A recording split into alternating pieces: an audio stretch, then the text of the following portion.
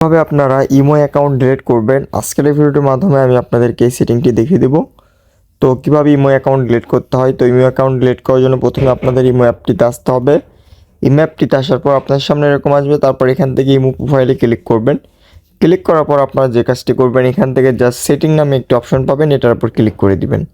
তো সেটিংয়ে ক্লিক করার পর তারপরে এখান থেকে জাস্ট আপনার যে কাজটি করবেন, এখান থেকে দেখবেন আই অ্যাক্সেস এটার উপর ক্লিক করে দিবেন।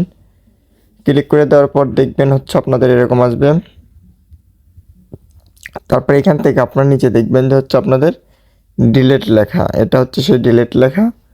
তো এই ডিলিট লেখাটার উপর জাস্ট আপনারা একটা ক্লিক করে দিবেন। তারপর আপনাদের সামনে অ্যাপ্লাই টু ডিলিট চলে আসবে। তারপর এখানে যদি আপনারা আপনাদের ইমো অ্যাকাউন্টে যদি ডিলিট করতে চান, সেক্ষেত্রে এখানে অ্যাপ্লাই টু ডিলিট অ্যাকাউন্টের উপর ক্লিক করে দেওয়ার সঙ্গে সঙ্গে আপনাদের ইমো অ্যাকাউন্টটি একদম চিরদিনের জন্য ডিলিট হয়ে যাবে। তারপর আপনারা যদি আবার চান তাহলে নতুন করে আবার ইমো অ্যাকাউন্ট খুলতে হবে আপনাদের।